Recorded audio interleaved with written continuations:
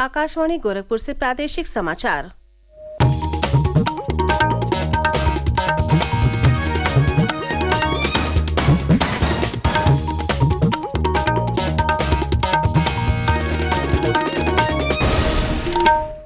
नमस्कार।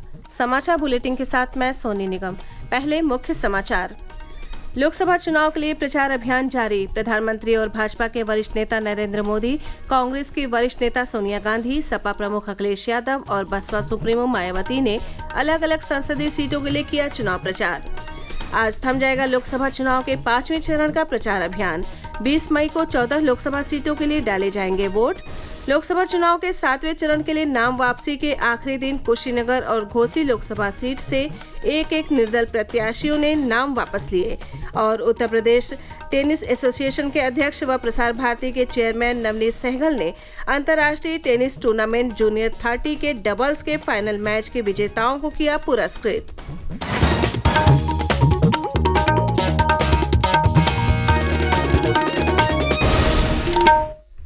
अब समाचार विस्तार से।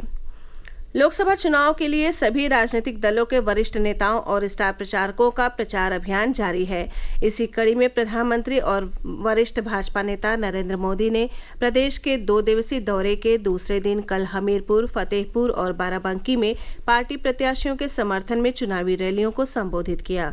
प्रधानमंत्री ने हमीरपुर में कहा कि विपक्षी दल संविधान की अवहेलना करते हैं। उन्होंने कहा कि पूरे देश में भाजपा एनडीए का माहौल है। श्री मोदी ने बाराबंकी की रैली में तृणमूल कांग्रेस और समाजवादी पार्टी गठबंधन पर निशाना साधा। उन्होंने कहा कि समाजवादी पार्टी अब बंगाल में शरण ले चुकी है और उनका राजनीतिक गठबंधन सिर्फ वोट बैंक और तुष्टीकरण के लिए है। फतेहपुर में श्री मोदी ने कहा कि भाजपा सबका साथ, सबका विकास, सबका विश्वास, सबका प्रयास के मंत्र पर चलती है। भाजपा सरकार सबका साथ, सबका विकास, सबका विश्वास, सबका प्रयास इस पवित्र मंत्र पर चलती है। मुफ्त अनाज हो, मुफ्त इलाज हो, पक्का घर हो, गैस का सिलेंडर हो या नल से जल हो, ये बिना भेदभाव सबको दिया जाता है। केंद्रीय गृह मंत्री और भाजपा के वरिष्ठ नेता अमित शाह ने कल पार्टी प्रत्याशी के समर्थन में रायबरेली में जनसभा को संबोधित किया। उन्होंने आरोप लगाया कि इंडी अलायंस परिवारवादी गठबंधन है और लोग सिर्फ अपने परिवार के बारे में सोचते हैं। उत्तर प्रदेश में कानून व्यवस्था कायम करने का काम योगी आदित्यनाथ सरकार ने किया है। रक्षा मंत्री और भाजपा के वरिष्ठ नेता राजनाथ सिंह ने कल बलिया और देवरिया में पार्टी प्रत्याशियों के लिए वोट मांगे। श्री सिंह ने वादा किया कि केंद्र में तीसरी बार सत्ता में आने पर समान नागरिक संहिता लागू करेंगे। उन्होंने कहा कि विश्व कल्याण के लिए भाजपा भारत को महाशक्ति बनाना चाहती है। उन्होंने सपा और कांग्रेस पर कटाक्ष करते हुए कहा कि आने वाले दिनों में ये दोनों पार्टियां लुप्त हो जाएंगी। मुख्यमंत्री और भाजपा के वरिष्ठ नेता योगी आदित्यनाथ ने कल बाराबंकी, बलरामपुर और अयोध्या में जनसभाओं को संबोधित किया। श्री योगी ने आरोप लगाया कि गठबंधन के लोग गरीबों को आटा और डाटा देने का वादा कर रहे हैं, लेकिन अपनी सरकार के समय उन्होंने गरीबों के राशन और रोजगार पर डकैती डाली थी। उन्होंने कहा कि इस पीढ़ी का सौभाग्य है कि अयोध्या में भव्य राम मंदिर बना। उन्होंने विपक्ष पर समाज को जाति के नाम पर लड़ाने और संविधान का अपमान करने का आरोप लगाया। रायबरेली में कांग्रेस नेता सोनिया गांधी, प्रियंका गांधी, राहुल गांधी और सपा प्रमुख अखिलेश यादव ने संयुक्त जनसभा की। जनसभा में सोनिया गांधी ने कहा कि रायबरेली से गांधी परिवार का 100 साल पुराना रिश्ता है। उन्होंने भावनात्मक अपील करते हुए कहा कि रायबरेली को वो अपना बेटा सौंप रही हैं। प्रियंका गांधी ने आरोप लगाया कि पिछले 10 वर्षों में सरकार ने देश के किसानों, महिलाओं और गरीबों की पुकार नहीं सुनी है। जनता अब बदलाव चाहती है।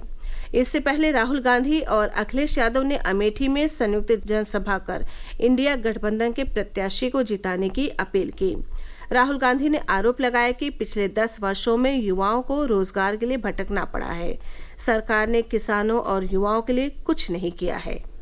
अमेठी में लाखों युवा हैं जिनको नरेंद्र मोदी ने बेरोजगार बनाया, नोटबंदी की, गलत जीएसटी लागू की। ये आपका अपमान है। हम अमेठी के युवाओं को, हिंदुस्तान के युवाओं को एक अधिकार देने जा रहे हैं, पहली नौकरी पक्की का अधिकार।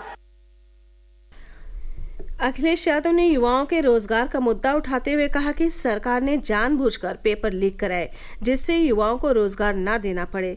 सपा प्रमुख ने शाम को लखनऊ में पार्टी प्रत्याशी के समर्थन में रोड शो किया। उधर बसपा सुप्रीमो मायावती ने प्रतापगढ़ में कल जनसभा के दौरान भाजपा पर निशाना साधा। उन्होंने कहा कि जनता के पैसे से ही गरीबों को राशन दिया गया है, इसलिए अब लोग इस प्रलोभन में नहीं फंसेंगे। सपा के बागी विधायक मनोज पांडे ने कल भाजपा की सदस्यता ले ली। केंद्रीय गृह मंत्री अमित शाह ने कल रायबरेली में उन्हें पार्टी में शामिल कराया। प्रादेशिक समाचार आप आकाशवाणी गोरखपुर से सुन रहे हैं। ये समाचार बुलेटिन हमारे YouTube channel AIR news Gorakhpur और X हैंडल AIR News_GKP पर भी उपलब्ध है। लोकसभा चुनाव के 5वें चरण के लिए प्रचार अभियान आज शाम समाप्त हो जाएगा। इस चरण में प्रदेश की 14 सीटों पर 20 मई को मतदान होगा।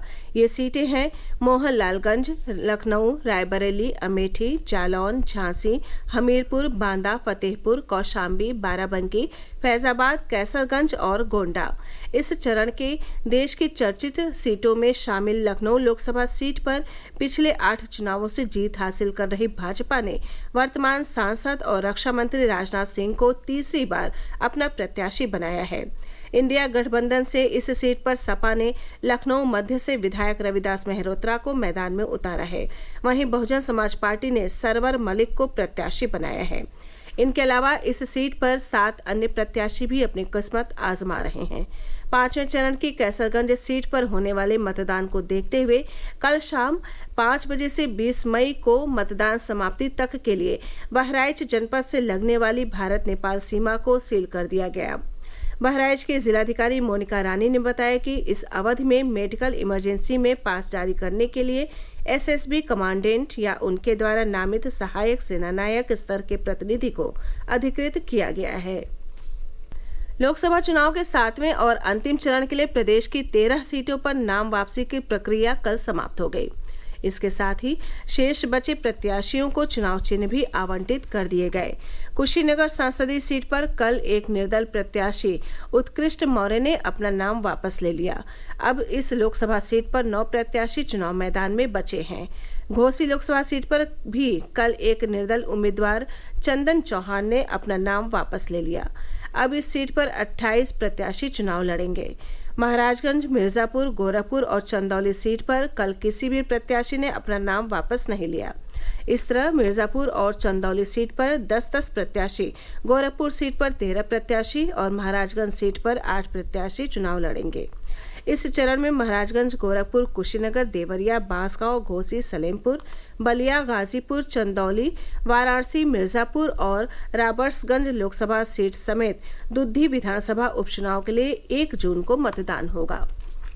उत्तर प्रदेश टेनिस एसोसिएशन द्वारा आयोजित अंतर्राष्ट्रीय टेनिस टूर्नामेंट ITF जूनियर 30 के बालिका वर्ग डबल्स के फाइनल मैच के विजेताओं को कल एसोसिएशन के अध्यक्ष और प्रसार भारती के चेयरमैन नवनीत सहगल ने लखनऊ में पुरस्कृत किया।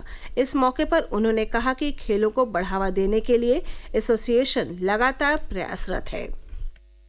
उत्तर प्रदेश में खेलों को बढ़ावा देने का और जो हमारी खेल प्रतिभाएं हैं उनको कंपटीशन का और मौका देने के लिए इस प्रकार की प्रतियोगिताएं आयोजित की जाती हैं। ये वर्ल्ड टेनिस जो हमारी फेडरेशन है उसका हमने ये ऑर्गेनाइज किया हुआ है ऑल इंडिया टेनिस एसोसिएशन के सहयोग से, और इसमें लगभग 200 बच्चे भाग ले रहे हैं और उसमें 3 बच्चे विदेश से भी आए थे, अमेरिका, यूक्रेन और नेपाल से। और 11 तारीख से इसका जो है फॉर्मल राउंड शुरू हुआ है और जिसका आज और कल 2 दिन इसका समापन है। मुख्य उद्देश्य ये है कि जो हमारे यहाँ प्रतिभाएं हैं उनको आपस में खेलने का मौका मिले और जो विदेशी प्रतिभाएं हैं उनके साथ कॉम्पीट करने का मौका मिले, तो उनकी जो प्रतिभा है उसको निखारने का अवसर मिलेगा। उस मकसद से ये टूर्नामेंट आयोजित किया गया है।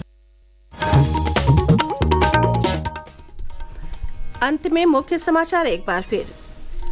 लोकसभा चुनाव के लिए प्रचार अभियान जारी। प्रधानमंत्री और भाजपा के वरिष्ठ नेता नरेंद्र मोदी, कांग्रेस की वरिष्ठ नेता सोनिया गांधी, सपा प्रमुख अखिलेश यादव और बसपा सुप्रीमो मायावती ने अलग अलग संसदीय सीटों के लिए किया चुनाव प्रचार। आज थम जाएगा लोकसभा चुनाव के 5वें चरण का प्रचार अभियान। 20 मई को 14 लोकसभा सीटों के लिए डाले जाएंगे वोट। लोकसभा चुनाव के 7वें चरण के लिए नाम वापसी के आखिरी दिन कुशीनगर और घोसी लोकसभा सीट से एक निर्दल प्रत्याशियों ने नाम वापस लिए और उत्तर प्रदेश टेनिस एसोसिएशन के अध्यक्ष व प्रसार भारती के चेयरमैन नवनीत सहगल ने अंतर्राष्ट्रीय टेनिस टूर्नामेंट जूनियर 30 के डबल्स के फाइनल मैच के विजेताओं को किया पुरस्कृत। इसी के साथ ये समाचार बुलेटिन समाप्त हुआ। नमस्कार।